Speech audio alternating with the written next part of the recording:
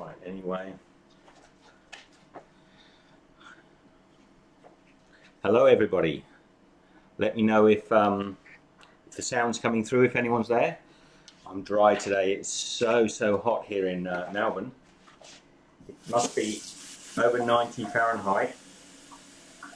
And that's, you know, late 20s, early 30s Celsius. Is that Alex? Alex is in. Hello. Hi Alex, how are you? Now, I've got a green light on the buffering, but I'm always wary. I think it worked better on the phone the other day. I wanted to have a chat with anybody that's in so it says the status is good. I can't see if anyone's in, so just say hello. Hello Keith, how are you? As soon as I started, I realised how dry I am. It's super dry in Melbourne, but the temperature's way hot today as well. How are you all?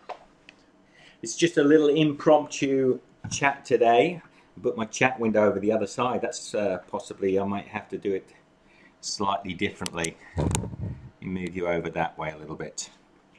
How is everybody? Jamaican girls in. Hi Kelly. Sam's in. I want to encourage people to make Christmas pudding, so that's what this is about. If you haven't made your Christmas puddings before, and a lot of you will know I've made Christmas puddings many times on the channel, and I'm going to try and encourage some of you to get involved this year and give your own Christmas pudding making a go. And what I'm going to do is go through the ingredients with you. I'll wait until a few more people have dropped in, but I'm going to go through the ingredients, so if anybody wants to join me this weekend, hopefully I'll have it ready by this weekend. What do you reckon, Michelle? Yes, if you get working. So I'm hoping I can encourage some of you to come and make Christmas pudding with me. Hey, Beast of Trail. The old BOT's in. How are you, mate? Alex says, are you going to set it on fire at the end? I always set my Christmas puddings on fire, Alex. Not always deliberately. I did it. No, I always flame a Christmas pudding. It's just part of the tradition. I always do it in brandy. I haven't got any brandy this year, so I'm going to actually use sherry in my Christmas pudding. But come Christmas time, I'll have some brandy around, and I will be certainly flaming it. You've got to flame the Christmas pudding. It's all part of the tradition. Lots of fun. Oh, I'm so dry. Excuse me, guys.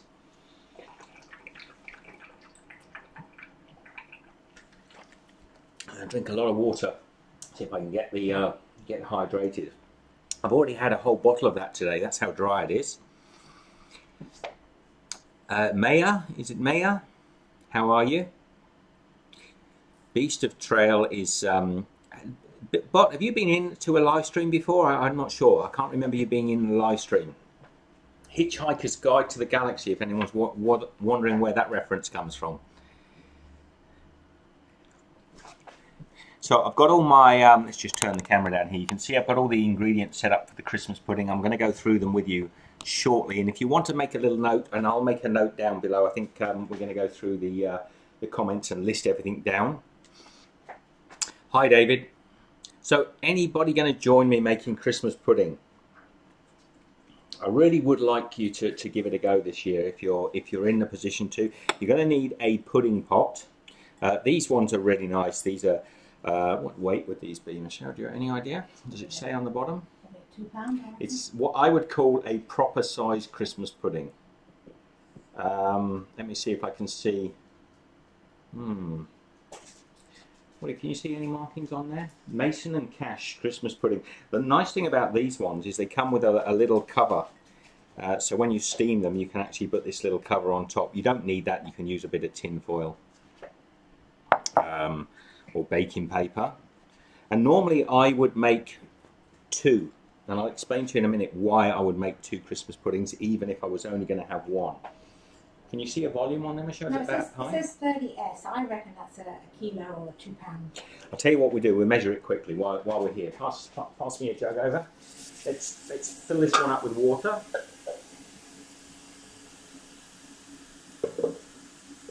Should have planned this all before, and let's pop it into a jug. So we're looking, this is about a 1 litre Christmas pudding. So what is that in pints?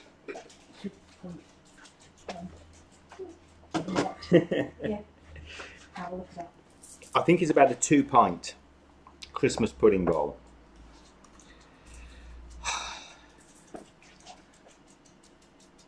You've never had it before, David? Never had Christmas pudding? Man, Christmas pudding is Christmas. You can't have Christmas. We even put a bit of Guinness inside it. Okay, so one thing you're going to need is a bit of stout. How many people are in the show at the moment? 2.1 pints. 2.1 pints. So it's a 2-pint. If there's 21 people in, I want everybody to comment and just say, do you want to make Christmas pudding? And say no if you don't want to, it doesn't matter. But if you are, we have bread pudding. We have bread pudding too, but bread pudding is nothing like Christmas pudding.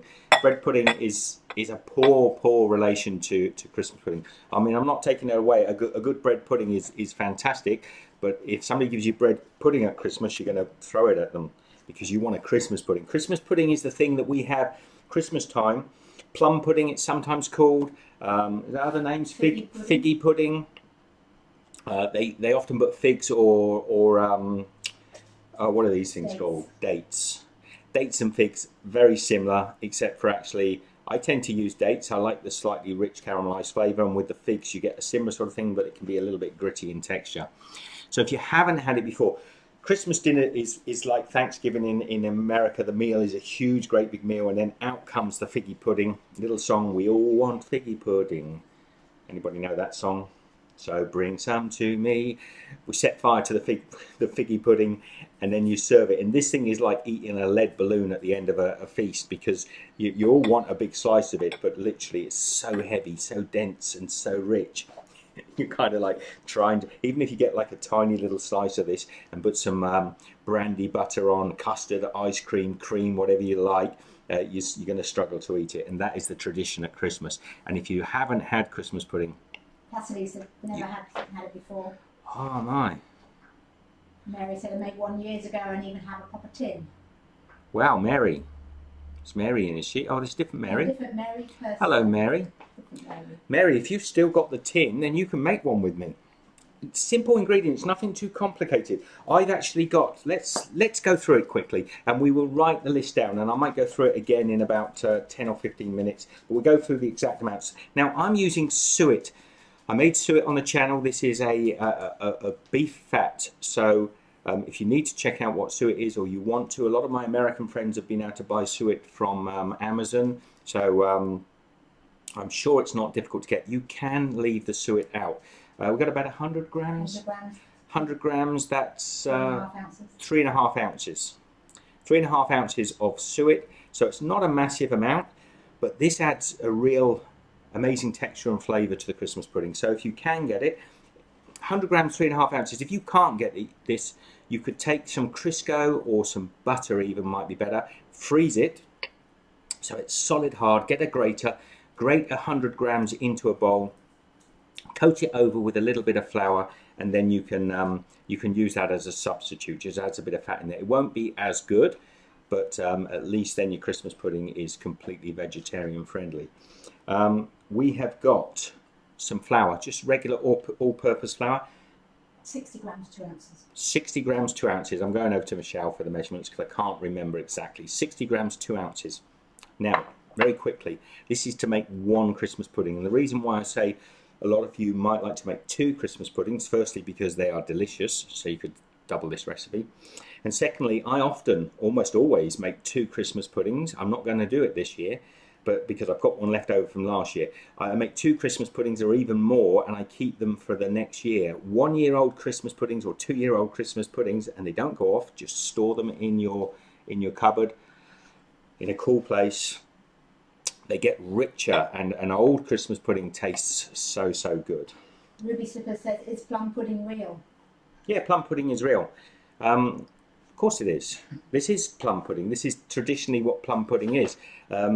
They used to call it plum pudding because it had the dried fruits in it, and they would have had dried plums. You can use almost any dried fruit you like, but it would have had dried plums, dried figs, dried dates, apricots, any dried fruit, and I'll be going over that with you in a moment. Ruby, it's so good. brown sugar, Michelle, what's the quantities? 100 grams, 3.5 ounces. 100 grams, 3.5 ounces, compacted soft brown sugar. Pretty much any sugar you like, the richer the better. Sometimes I like to use a demerara sugar, really dark, rich demerara sugar. David says, I'm trying to write this recipe. Have you got that written down? David, I'll write it down below as well. But please try and follow. Breadcrumbs, David. Got this one? How many breadcrumbs, Michelle? 100 grams, 3.5 ounces. 100 grams, 3.5 ounces of just breadcrumbs. If you've got some old bread and you've got a food processor, leave it out on the side to go a little bit dry. Make sure it's a bit stale. You don't really want super fresh bread. And just blitz it in the... You can weigh the bread. 100 grams, 3.5 ounces, probably a couple of slices. You just blitz it in the food processor. It just adds some bulk to the Christmas pudding, some density to it. You're going to want fruit. Let's go through the fruit. We want to use 500 grams of fruit for one Christmas pudding. Is that right, Michelle? Yeah, that's just over a pound. So that's just over a pound of dried fruits. Okay, so this particular brand here I bought is a mixed fruit. It has raisins, it has currants, it has glacé cherries and candied peel. So you've got that beautiful candied peel.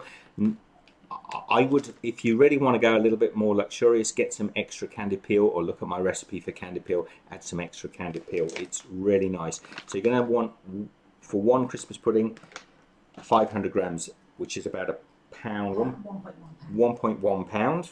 But I also add in, for a little richness, some dates or figs. Dried dates or figs. We're just going to cut them up. We're just going to chop them up small. 140 grams, 5 ounces. 140 grams, 5 ounces. Thank my assistant. El Sorrentino says, how do you keep them from drying out as they age?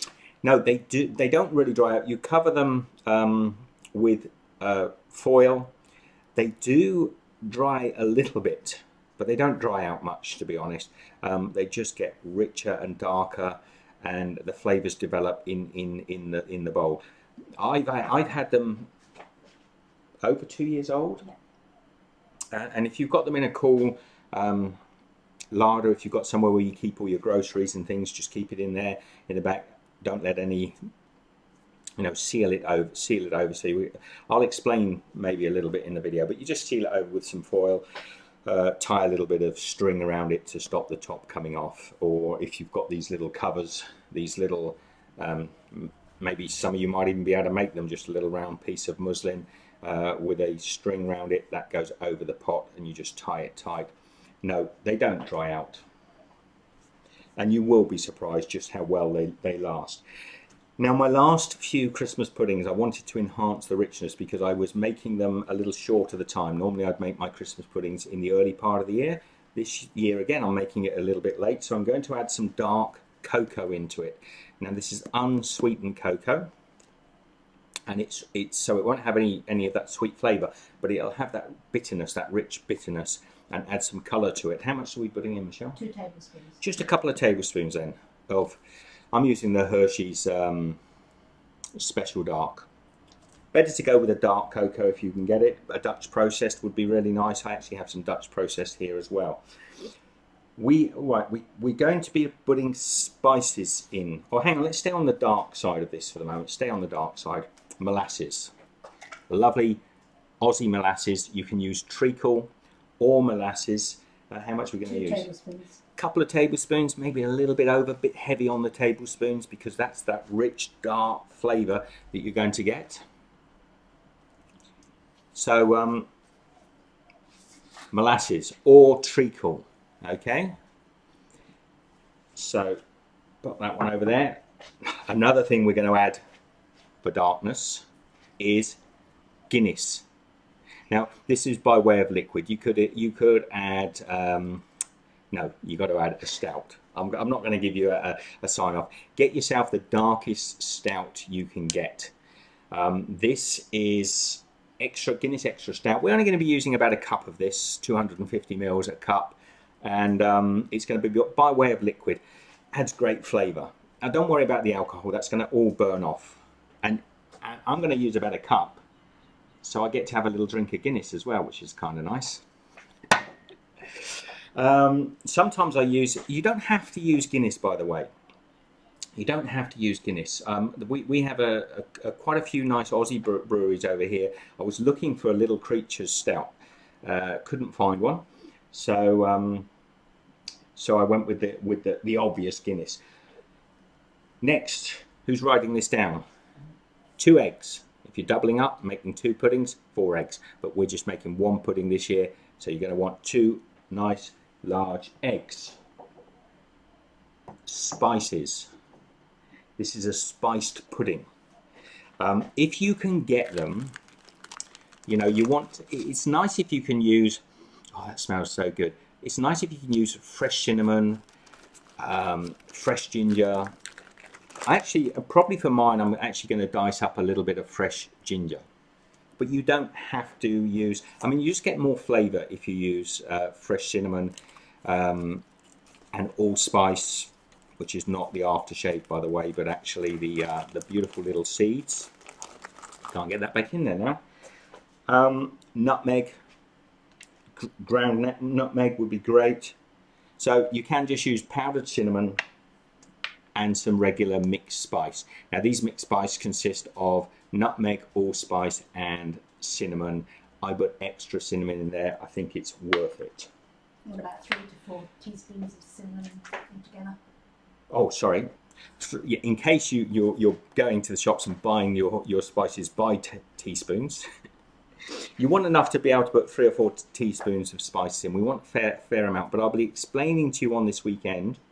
Man, I'm dry. It's so hot today. I know I said this earlier on, but wow, it's hot.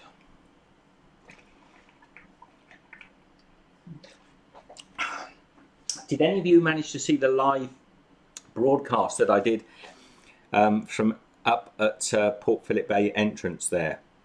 That was a bit of fun. It came out okay. Thank you. Michelle, just go through the comments quickly and before I go through the fruit. Yes, I'm just checking. So Keith Cunningham said Erin's mum made her Christmas pudding with hard sauce every year. It brings her happy memories. Hard sauce? Things like a brandy butter, that sort of thing, maybe. Okay. What is hard sauce? Maybe you can just comment to me what you mean by hard sauce. H.E. Pennypacker said, good to see you, Steve. Hi, Pennypacker. How are you? David's in, WTGIB, Ruby Slippers, Leaf, Grahamson is in. Leaf said, I love Steve's brown sauce recipe, a godsend. Thank you. And actually, this very week, for those of you that remember, I'm going to be making my Branston pickle. I don't know when we'll be putting up. Hopefully between now and Christmas time, I'm going to be making homemade Branston pickle. And I'll tell you what inspired me. It was making these... oh man, these are coming along. Who's doing their pickled onions? Look how they're coming along beautifully. They're getting lovely, gorgeous colour. Is the stream okay? I've changed the bit rate down to try and get it as good as possible. There you go. Look at those. I'm so looking forward. How long have they been going now? You guys were doing it with me, so you should know. A couple of weeks, is it? In a couple of weeks. So I made my pickled onions. So Beast of Troll says Mackinson Stout is a bit sweeter and creamier than Guinness. Okay. Well, go with a good stout. Try and get a stout local to you if you can. I always think it's good to get something as local as possible. The year or so before, I got a Bull Ant Stout, wasn't it, from a brewery just here in Melbourne, and it was a gorgeous stout, actually, lovely rich stout. I hope those guys are still in business. So choose a stout that you can. We've got a few more ingredients to go through. I just want to see... Just quickly, WTGLB says, I'm using your recipe for the pud I'm making tomorrow. Okay. Sally Black says, hi, Steve. Hi, Sally. El Sorrentino says, surprisingly smooth streaming. Good. Well, I've changed the bit rate down. I'm going to watch this back later and see if it works, because it would be nice to find a settings that would work from home so that I can see the chat on screen. Actually, you can't see the chat on screen, can you? No. Dear me. Now I've got a problem there because I haven't put my live chat on. Let me just go and see if I've got the right... Bear with me a moment, ladies and gentlemen.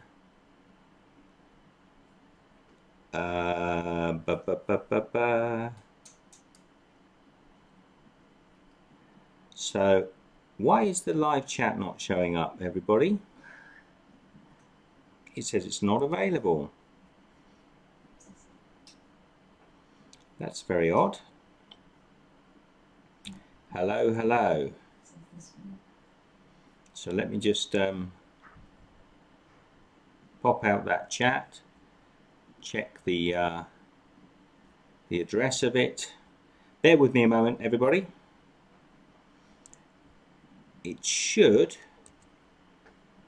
be up there, and it isn't. Ah, there it is.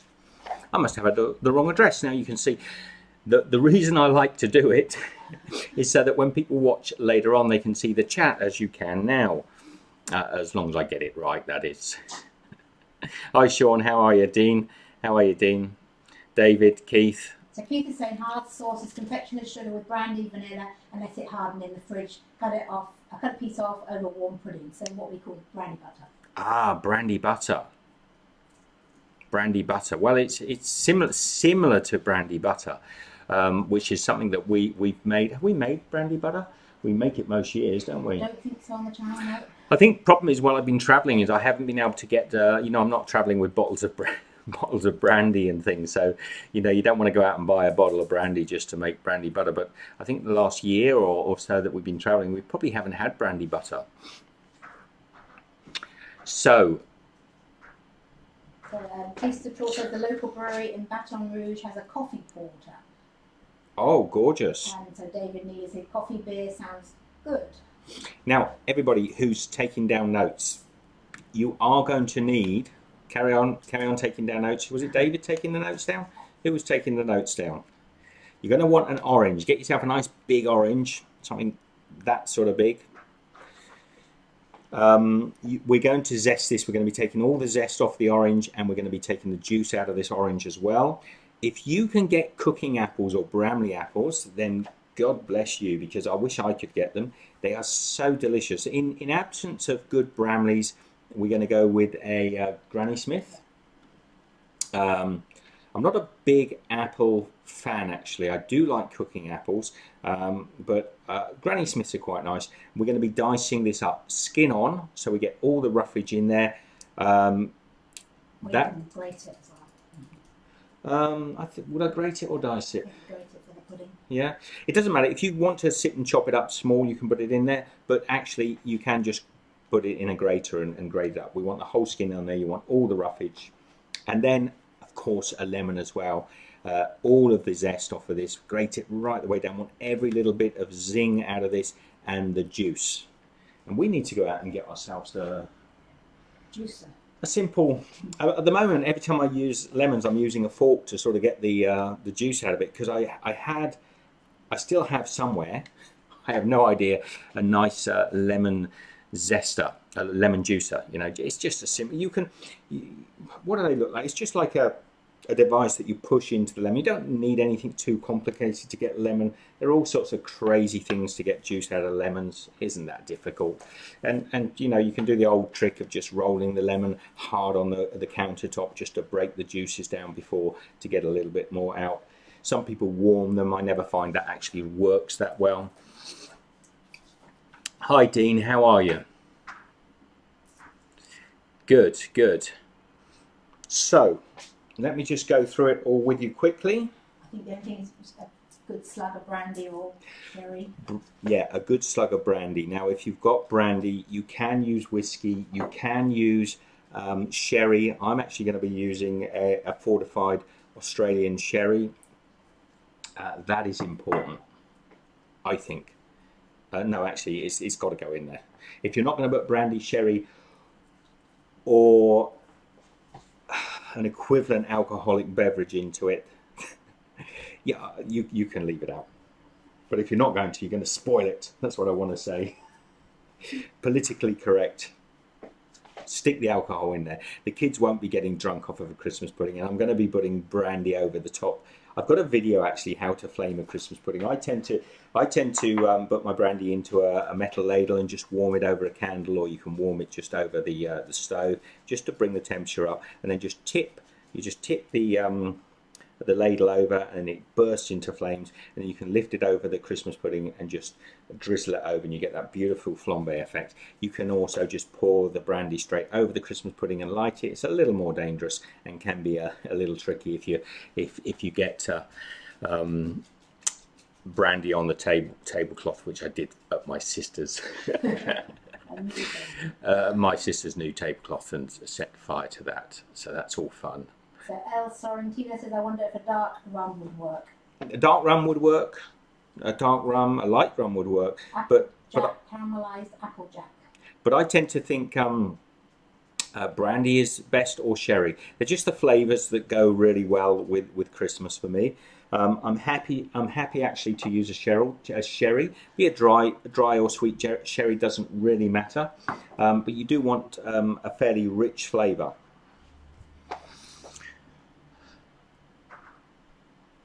So, actually, I'm going to have a little drop of this because I'm quite enjoying it. Is that all right? I'll just show you it. This is quite a nice, nice sherry. This is a tawny Australian fortified wine. So technically, it's not. It is an oak matured wine, so it's very similar to a sherry. So you get this beautiful, rich. It's not as alcoholic as a brandy, so you're not getting quite as much sharpness, but it's smooth. It's really rich on the tongue, so it's sort of very. It's not really bright fruits, but it's rich fruits like dates and dark cherries. Very nice. Anyway, everybody, let's just quickly go through it again. So we've got suet. All the ingredients will be down below. Suet, all-purpose flour. You're going to want some dark sugar and soft sugar. Demerara sugar would be good. You're going to want some breadcrumbs, mixed spices, cinnamon, nutmeg as well if you can get it, some dried fruits, any dried fruits. Go and pick the fruits that you particularly like, or do what I'm doing, is just get a bag of fruits. We're going to want some dark cocoa powder, unsweetened, a couple of eggs, lemon, apple, orange.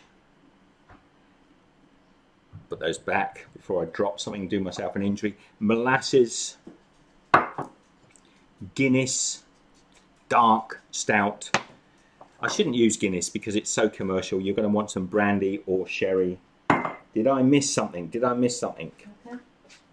I said cocoa. Cocoa.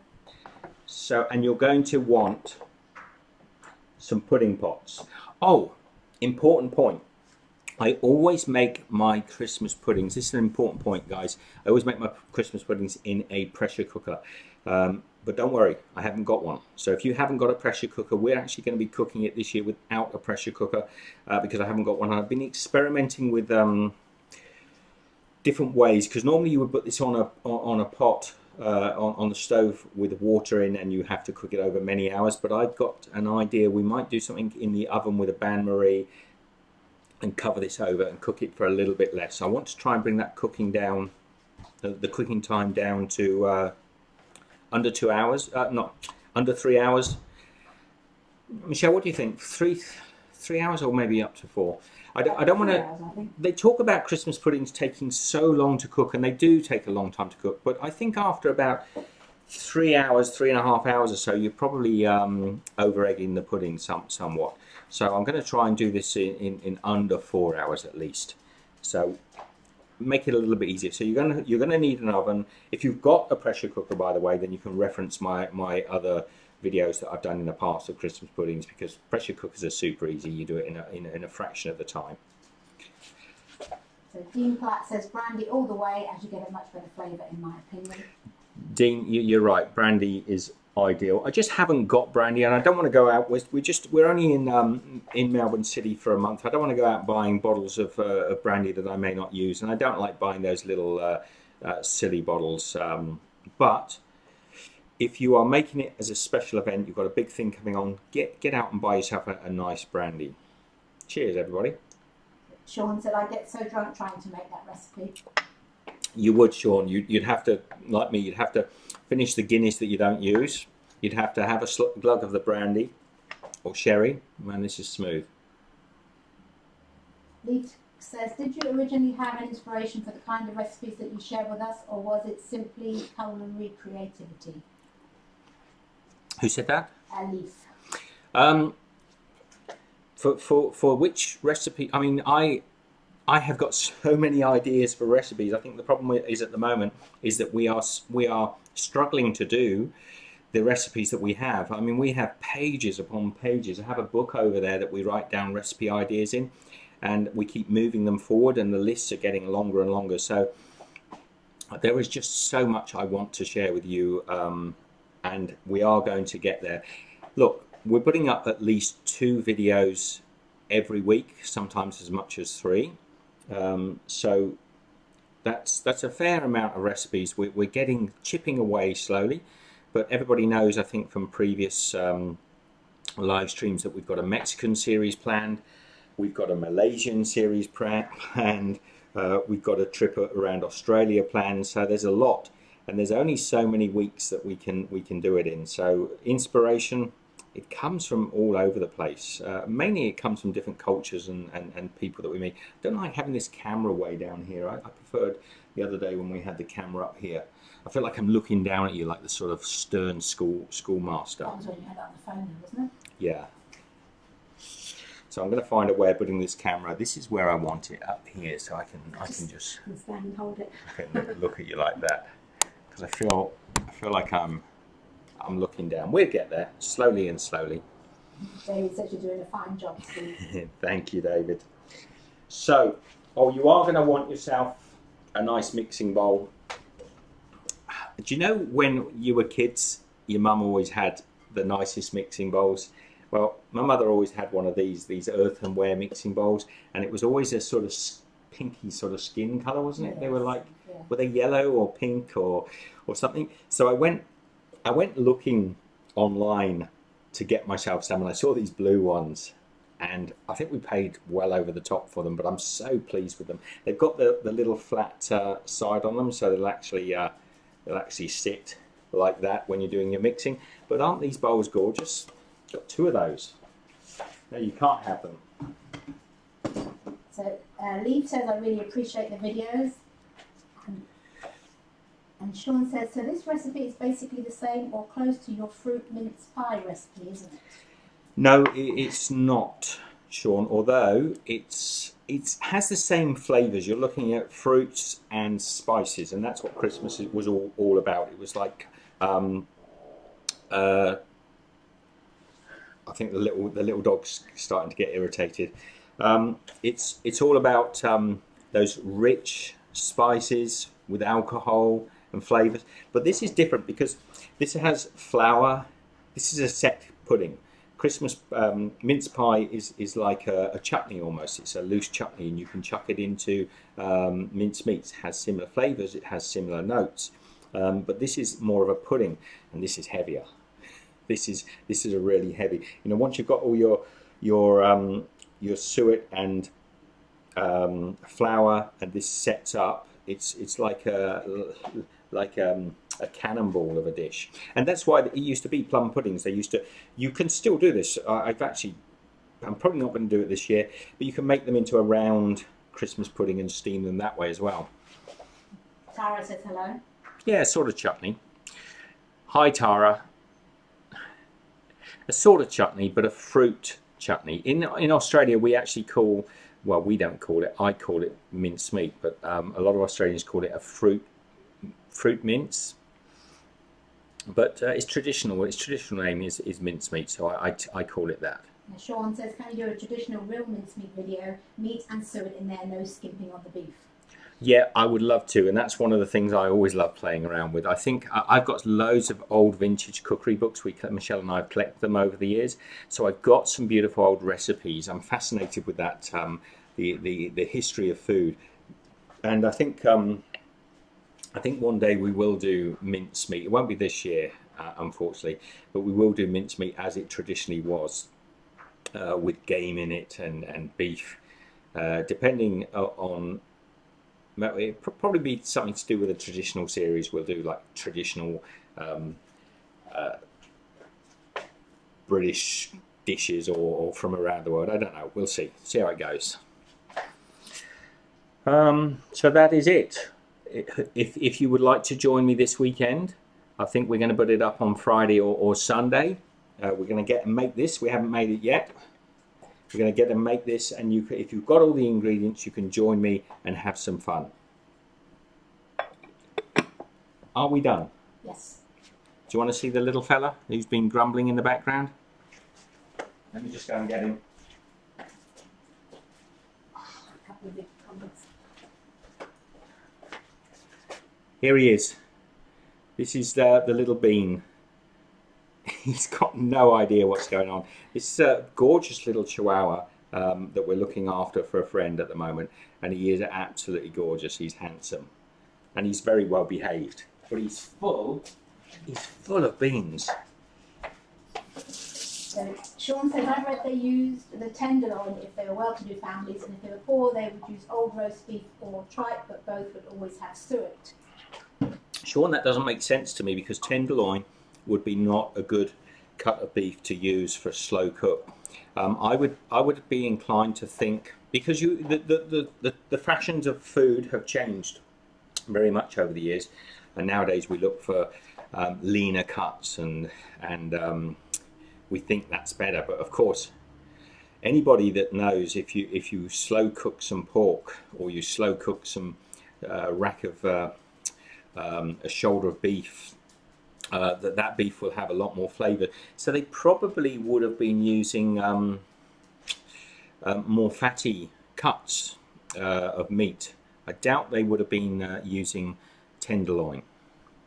You see, if you cook tenderloin on a slow cook, and the original meats still had fruit in them, and they were cooked and stewed over a period, they all had these big old ranges in the kitchens, and if you had money, you would have had a cook, and she would have had the range on, so she would have put that on overnight and just let it sort of simmer away. Now, if you use tenderloin, it would be like bits of old boot leather. So no, it doesn't make sense.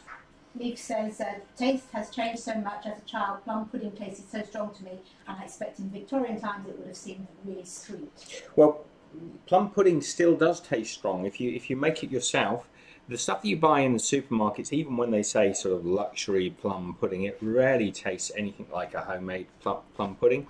It often just tastes like a slightly dense cake. But a real plum pudding has an amazing amount of fruit and juices from the cooking process, and particularly the suet, and it's really rich, really rich. So yeah, plum pudding may have tasted better when you were younger, but it's possibly because years ago, even the quality of puddings that were sold in the supermarkets was better, as the supermarkets over the last sort of 50, 70 years or so have got much more omnipresence, one brand throughout the whole country, and as the corporations have taken over making those things, the quality has dropped. It doesn't matter if they have luxury, fancy with real brandy, generally they don't taste as good as a homemade, and that's why I'm doing this today, to try and get you to give this a go. And I wish, in a way, I might even encourage a lot of you to make two and save one for next year, because a year-old Christmas pudding, truly, it's certainly the best. Sean says, notifications on, I'll be looking for you. And that is hi to dog. As do Tara and David. Chuck would be good, yes. Just seeing Bot's message there that Chuck would be good for slow cook. They would have, to be honest, think back to the times when they were cooking this, and it wasn't the traditional cows weren't around that we have now, these sort of like regular beef that so the cuts the cattle would have been different. They would have had a lot more fat in them, and they would have been using game. So there's a good chance that they may well have actually used game cuts for this, even hare, as in rabbit, large rabbit. They would have used hare, possibly venison, beef that would have been from it wouldn't have been the beef that we have now, so it would have had a lot more flavour. And also they used to hang their beef. Don't forget, this is one of the most important things. They used to butcher a cow and they would hang it for a month. So, you know, not in a fridge, just in a cool room, and the flavours develop. It doesn't go rotten, it doesn't go mouldy. The flavours get stronger. So you can imagine just how good it was. Actually, if when we used to have our little farm, we used to do a lot more of this sort of home production ourselves, and I really probably would love. I just glanced out my eye there, David. Kobe beef. I don't think Kobe beef would have a touch on an old traditional piece of beef. Kobe is nice for what it's for, you know, with all that marbling in the beef. It's beautiful to make a steak with Kobe. But if you talk about Kobe beef, I would say yes. If you've got those cows, and you butcher it, and you take a piece of shoulder and you hang it for 45 days in a cold room out the back, and then you use that beef to make your pudding, it would be good. But if you take Kobe steaks, no, it would lose all its significance. It is tender, but it's only tender when it's cooked. It's only tender when it's cooked the right way. If you take a beautiful steak, a Kobe steak, and you cook it over an hour or so in a pot, you're just going to end up with a couple of sort of leather bullets. So Jan says hello. Hi, Jan. And Ruby Slipper says, can a pudding have 1 or 2 fruits? Dried fruits? You see, Ruby, there are the essential fruits. Okay, I'll tell you the essential fruits. Raisins or currants are essential, right? They're kind of to take grapes and dry them. They are one of the essential fruits. The next essential fruit is candied peel. You know, you have to have candied peel in your Christmas pudding. There is a citrus flavour that's released with candied peel that you just can't replicate with anything else, and that's why we're trying to pack. This particular brand of mixed fruit has quite a lot of candied peel in it, and we're also adding the peel. You've got to have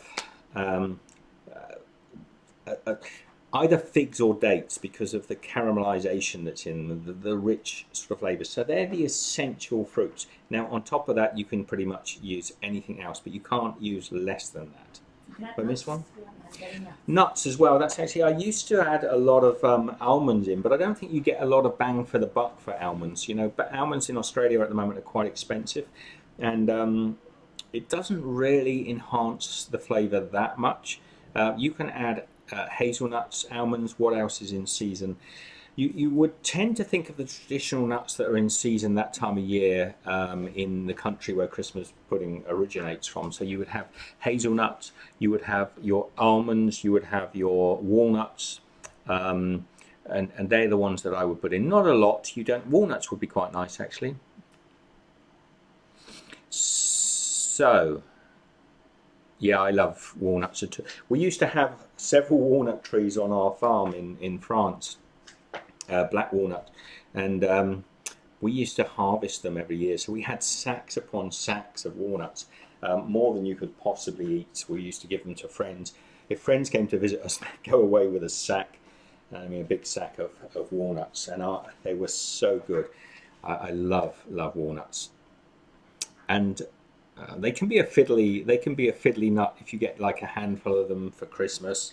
They can be a fiddly nut to get the ins out. But when they're fresh and you're getting them every year, you'll eat a lot of them.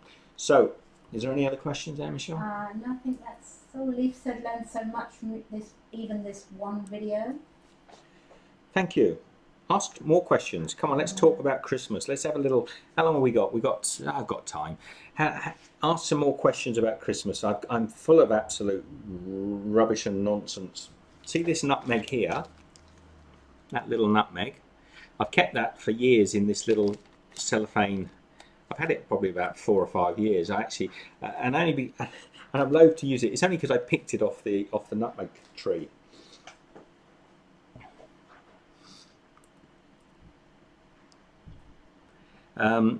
If they say they have mixed nuts shelled for about 3. God, you are so lucky in the US. Hey Leslie, Leslie's in. Leslie, you're going to be making Christmas pudding. Chuck going to be having Christmas pudding this year, homemade. I do hope so. Now, Ruby says, do you still have the stains from the black walnut? Oh. Ruby, who said that? Ruby. Ruby said we used to use. I had a pair of gloves. They were like welder's gloves, like leather gloves, because you know, opening walnuts, you got all those spiky things, and those things were black as tan. All the fingers. It takes ages to get that off your skin. It's really funny. And we used to actually tap our walnut trees as well in the springtime. So in the spring, when your walnuts or your maple trees, when the sap is rising, you can tap the tree and get the resin, the sap as it comes up and collect it in little buckets, and then you boil it down to get your maple syrup. Well, you can get walnut syrup exactly the same. It's very nice, but it's a lot of work. So Leaf says meat in mince pies. Mince pies generally has meat because well, no, nowadays it doesn't have meat, but it does have suet, which is actually a beef fat, a rendered beef fat. It's the hard fat from around the liver and kidneys, and we have got lots of it this year. Do you want to see how much I've got this year? Because I planned on. Okay, I'll show you. You saw me making suet. Look how much suet I got this year. This is pretty big. It's probably about 1 kilo of suet. So I am intending on having a good Christmas. Jan says, do you have any Christmas traditions you do every year? Christmas traditions we do every year. We used to, you know, who said that, Jan? Jan, because my kids have all sort of grown up a little bit and left, we lose some of those traditions. We used to put a little coin inside the Christmas pudding, and if you had the person that got the coin, little silver sixpence it used to be, or a silver threepenny bit, I think they used to put the little coin in there, and if you got the coin and didn't lose your teeth, you got to make a wish. So that was a tradition. And nowadays I've noticed actually, if you go onto eBay, you can buy little silver Lucky Charms to put inside a Christmas pudding, and you can use them year after year after year, and they should be 999 silver. But yeah, we used to put in the Christmas pudding, and actually I'll tell you to be honest, I'm thinking I've got my microphone on, but I haven't. When my kids were little, I've got 3 children, I used to put a coin in the bottom, so you can put it in the bottom of the Christmas pudding when you turn it out, but I used to put it strategically so all the children got a little coin. And you don't just take a coin out your pocket and stick it in there. You have to sterilise. You get new coins. So you used to go to the bank and you get new little silver coins, and then you'd sterilise them in hot water and give them a good clean before you put them in there. They're perfectly safe. But you do have to let the family know there might be a coin in there. You don't want to be sort of chewing away. Byron's in. Hi Byron, how are you? You don't want the kids to be chewing away and then you've got dental bills because they've all chipped their teeth. Other traditions, Christmas pudding is a tradition. I love mince pies, but when you go to your supermarket, you tend to get like Mr. Kipling or certain brands of mince pies, and they're always a sweet shortcrust pastry, like a shortbread, and I don't like those. I don't like them at all. I can give you tuppence. If somebody came in and said, oh, I've got lots of mince pies from the supermarket, I can just about chew one if I've got a cup of coffee, and it'll help let it go down, all that horrible sweet shortbread pastry. I love traditional short crust pies. So you actually make the pastry with a little bit of lard and butter, or just butter, and no sweetness in it at all, because you've got all that sugar inside the minced meat, you know. It's a very sweet filling, and then you have this lovely short crust pastry, and it's delicious. A little bit of sprinkled powdered sugar over the top, and those, I can eat one of those and eat one of those and eat one of those and eat one of those. But those things you get from the supermarket that have got like shortbread and lots of sugar sprinkled over the top, to be honest, they're disgusting. And you try and eat 3 of those in a row, they make you gag. Leave Christmas mince pies out for Santa. Eggnog, Christmas pies out for Santa. The kids used to put a carrot out for Rudolph, and a mince pie for Santa, and had to always be, and maybe even a bottle of beer, because apparently Santa would drink a bottle of beer. Yeah. Santa used to come to us, was a complete bona fide alcoholic, because if he picked up a bottle of beer, and all he would do, apparently, was drink this and he'd leave the lid. That Santa's more than he's not as nice as he's cracked out to be. I reckon he was as drunk as a lord by the time he got to the 3rd house. It's a wonder we got anything. So yes, traditions. Our kids used to put a sack at the end of their bed, and Santa Claus would come in the middle of the night and fill the sack up with presents. He was a benevolent chap, that Santa Claus. Anyone know the tradition of Santa Claus or St. Nicholas? Byron should know this. He's always fascinated in German history, because St. Nicholas is originally was a nature-based character who wore a green robe with white trimming on it, and so the old traditional pictures you'll see of Santa Claus was always in green, sort of natural forest colours with things. It was only, I think, I'm not sure if this is true, the story about Coca-Cola hijacking the Santa Claus red colours because they wanted it to match their sort of corporate identity, and it probably is true. But I do love, and I think in some of my old Christmas pudding recipes, whenever I get anything Santa-like, I always get it in green, because I like that traditional. It's much more natural. Red and white doesn't make a lot of sense. Sonia Nathaniel said happy holidays. Milk and cookies. Sorry, Sonia. Happy holidays, yes. Milk and cookies. Yeah, milk and cookies. We always had milk and cookies at school when we were children. That was kind of synonymous with school, wasn't it? You know, when you went to school when you were a little kid, you used to get a small bottle of milk and some cookies. So milk and cookies wouldn't do it for me. It's got to be a mince pie and some sort of beverage and a little something for the reindeers. David Neely says, I like traditional scones with butter and jam. Now, Beast of Trill, you say the Coca-Cola story is a myth, but there's quite a lot of evidence to back it up, and I suspect, certainly Santa Claus never wore red and white. So there's, I'd need to. I'm not that much of a aficionado on Santa, but I do know. I grew up in Germany when I was a child, so I do know a little bit about the history of the Black Peters who left the coal, and the St. Nicholas as an original. And there was no real evidence of anything other than St. Nicholas wearing green and white.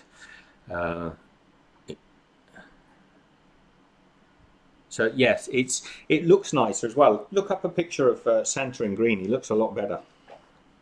In red, he just looks like a. Oh, I don't want to spoil Santa Claus if there's any kids watching. Of course, he's real. Ruby Slipper says, in the olden days, did the traditional mince meat pie serve as a dessert or a main dish? It was served as a neither a dessert or a main dish. It was always a snack, not a snack, what would you say? It was something to offer your guests when they came round at Christmas time. So it was something that would have been served with port and sherry, beers and ales. It wasn't really a main course dish. It was not served at Christmas meal time. That would have been your Christmas pudding, which is what we're going to be making this weekend. What Michelle and I are going to be making probably tomorrow and sharing with you on the weekend. Jan says, I would love to travel back in time again and share a meal with my grandma. She was the greatest cook, both of them. Beautiful. Wouldn't that be nice, Jan, to go back in time? And, you know, there's nothing wrong with today, but sometimes, the fascination of our grandparents and grandparents before us and how they used to cook, it would be wonderful. You can't do that, unfortunately. So in hindsight, or not hindsight, what you need to do is create those moments now for your kids and family. You need to create them for them now. You can't do it for the past, but you can pass on those sort of fond memories.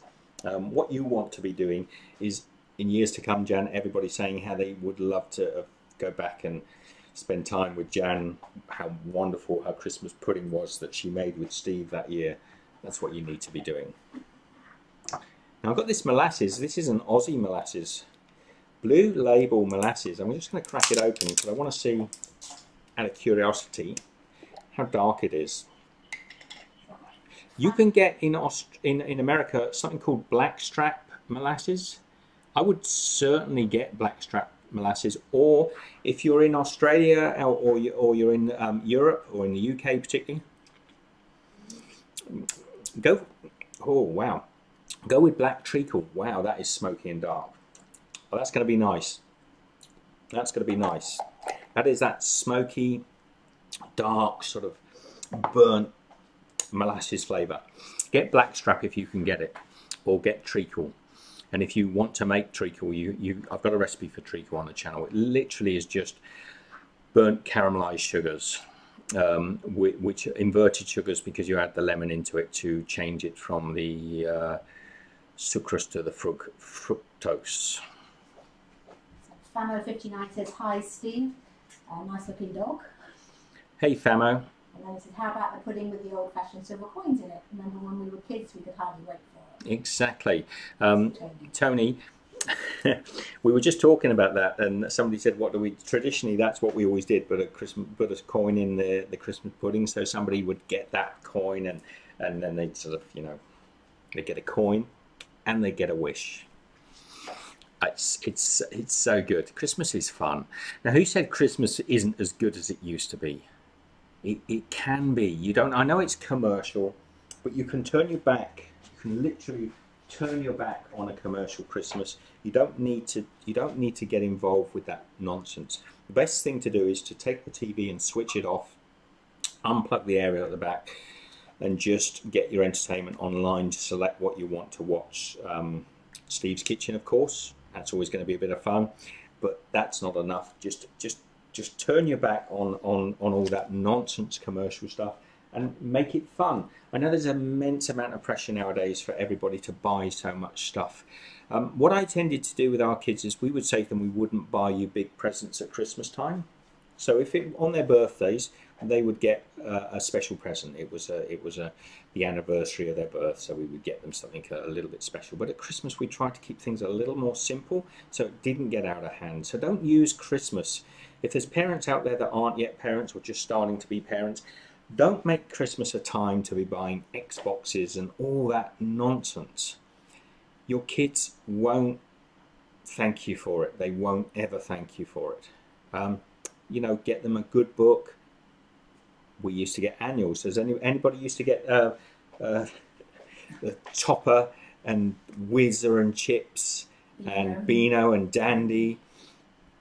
And go on, give me some other names if anyone can remember. We used to get a book every year. We used to get some fruit. We used to get some nuts, and we'd get a small gift. You wouldn't get those crazy birthday presents. And it's expensive. If you've got a family, if you've got children, 2 or 3 children, you've got to go out and buy a $500 gift every Christmas. It becomes a chore. So if I could say anything to any parent out there today that would make life a lot easier, is keep Christmas a little more simple.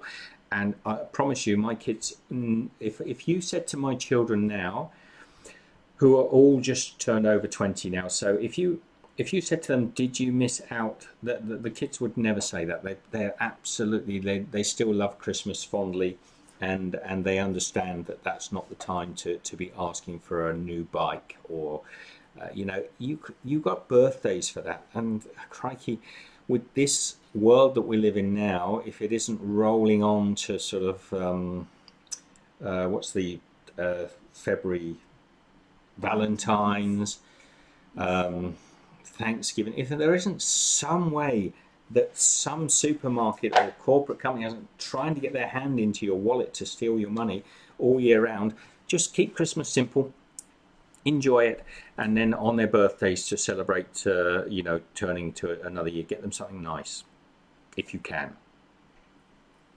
Topper books every year, Lee. Do you know I kept all my annuals from a kid. Here's another thing. Don't keep all that nonsense.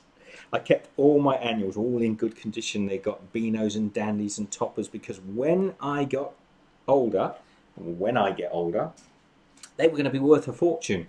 And I can tell you now, some of those books that were probably bought for about 50p to £1 when I was a kid, some of them are worth £1.50, £1.75, and I've dragged the things around the world with me. What a waste of time. Just don't do it. Read them, pass them on to someone, let them have some fun. What did the girls used to get? What did you girls used to get if you had a book? Create memories, Jan. That's a good thing. Create memories. Did the girls used to? I know what my sisters used to get. I can remember the names. Michelle will probably remember the names better than I of the girls' annuals. Oh, you can't. What was that one? Twinkle. My sister used to get two sisters, by the way. Love them both dearly, and they used to get Twinkle. What a stupid book! That was the stupidest book you could ever want. As a boy, how are you going to borrow your sister's annual and read that nonsense? Now, as a girl, you just borrow your brother's, you see. Yeah, they all want to borrow your Dandy and Beano, which were all full of fantastic stories of sort of, you know, playing up and being pests and tricks and nonsense like that. They'd all want to borrow that, but you couldn't borrow their Twinkle. It just had a lot of rubbish about some little pony or something in it. I don't know. Never read a Twinkle, never glanced at a Twinkle, tried to, found the stories quite innocuous, and I got a feeling the girls did as well, because they certainly constantly stole my books. I remember playing board games and drinking hot cocoa and listening to the old Christian songs. Ah, there you go. Happy days. Happy days. Anyway, we're going to have happy days this Christmas with all of you. We're going to make non-sweet. We're going to make two mince pies, probably shortly. I'm going to try and do them shortly. I'm going to show you the sweet shortcrust pastry, because a lot of people like them. I bag them. I don't overly like them, but my homemade ones are better than those things. Those, you know, the ones you buy in the supermarkets, they're always sort of like they're usually in the supermarkets by October, and they're just basically a big load of crust with about sort of half a teaspoon of innocuous tasting mincemeat. I will be making a version of those, but I'll also be making my savoury mince pies, which are to die for. Absolutely lovely.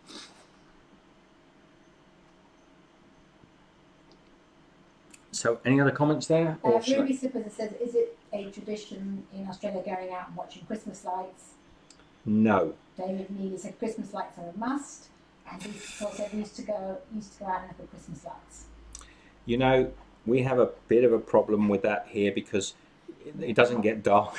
It doesn't get dark till way past, you know, we're in summer, so it's not going to get dark till 10:30 or so. There are still people, often of European heritage, who put their Christmas lights out, but it's not quite as everywhere as it is in the southern hemisphere, northern hemisphere. See, I'm pointing up there, meaning down there, because it's hot, boiling hot. It's the middle of the summer. The nights are long, and so no. To be honest, we tend to have our Christmases down the beach with a barbie and a couple of cold beers. No, Easter Troll says Christmas caroling on my block. One of the houses always had hot chocolate, even if the weather was hot. Even if the weather was hot, you're not going to convince people when the weather is 98 degrees Fahrenheit or way into the 40s Celsius that they're going to enjoy themselves a cup of hot chocolate. So it's it's hot, and this is even in Melbourne, which is probably one of the cooler parts of Australia.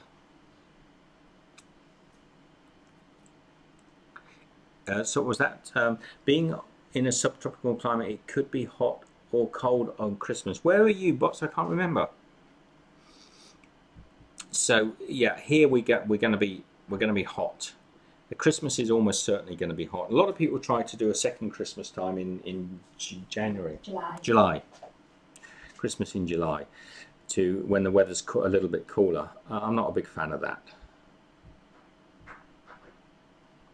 It is hard to picture Christmas because all our cards, the Christmas cards that people send each other, have still got pictures of sort of snowy scenes with little sort of like beautiful houses with snow and what have you, which is completely juxtaposition to what we're actually experiencing, all sat in our sort of shorts and t-shirts and thongs or flip-flops.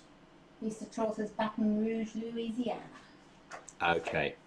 Well, Louisiana is a beautiful part of the world. I love that part of the world, but you ain't going to be getting as hot as we are over Christmas. That's for sure. Indiana, David. Oh man, I love the US. I should actually come over to the US for Christmas time because I wouldn't mind spending or Europe. I wouldn't mind spending Christmas time in the cooler weather, but maybe just a week. Actually, the Thanksgiving the year before last, we were in Michigan. It was gorgeous. Such a beautiful part of the world to be. And everybody's sort of, you know, I know the snow's come in. They get a friend of mine that live up that way, Dave and Shirley. It can get a little bit tiresome towards the end of the winter, that cold, endless sort of snow drifts and freezing cold weather. But when you go there from Australia, you're like a kid in the snow. Hey, we're playing snowballs and sort of like that. You can't get over yourself. It's a lot of fun. Al Pie Car says will be cold here, Siberia. Al, Siberia will be cold. You actually mean Siberia, or it feel like Siberia? WTGLB says, where were you born, Steve? I was born in England. Michelle and I were both born in the same village. We got pictures of each other in the pushchair together. So how about that? We've travelled our whole lives. I've lived outside. I was born in England, but I've lived outside of the UK virtually all of my life. I've been in Australia for many years, and I'm Australian with British heritage. So Leaf says, obviously he's from Britain, insomnia. Yeah. It is very late. It is late, sorry. I was thinking of doing two live shows so I could cover both parts of the world, but I don't think I will. I think people will watch this later on. Unfortunately, I didn't have the chat rolling up there earlier, so no worries. So what else are we up to? We've got our mincemeat, which we're going to be making beautiful mince pies with. What else are we going to be doing for Christmas, Michelle? Yeah. We're not sure. We're not sure. We've got a lot planned. We've got a lot planned this year. Trying to see as much of family as we possibly can. Running out of time. Yeah, we're running out of time. It's just coming up so quickly, and we've also got to try and plan this. You'll notice, some of you, that when I did the live show from Australia, I'm using my phone with an internet package that isn't so expensive. It's about $40 a month, but it really is appalling. And if I'm going to be able to show you around Australia, I'm going to have to upgrade it. So we're trying to plan that. So somebody, Nightbot's blocking somebody, so that's good. Be careful. It's sometimes if you use lots of capitals, the moderator will block that. Just try to keep it. It's considered to be shouting, so try not to. No, sorry if you get blocked. What's Jan saying there? Okay. Oh yes, it can get very tiresome when you're counting the days till spring. Yeah, it can do. It can do. I mean, we were only there for a month or so, so it was beautiful. I love that colder weather. It's kind of cool. Anyway, everybody, I'm not going to stay on much longer. Love to you all. See you this weekend. If you want to get those ingredients, you are going to need dates, suet if you want. I highly recommend it. In the US, I believe my friend Anne from Easy Gluten Free went onto Amazon and bought a Taurus suet. Don't get the vegetarian stuff unless you are vegetarian, because it's nowhere near as good. You want some plain flour. Most of you will have in compacted soft brown sugar. You're going to want some breadcrumbs, not too many. You'll want your spices, your mixed spice and cinnamon. You'll want some dried fruits, about a pound of dried fruits, mainly consisting of raisins, currants,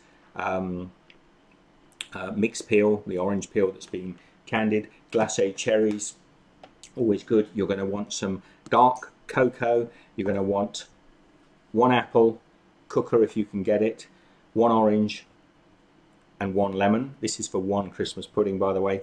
You're going to want a bottle of dark stout. You're going to want some molasses, not a lot, just a little molasses.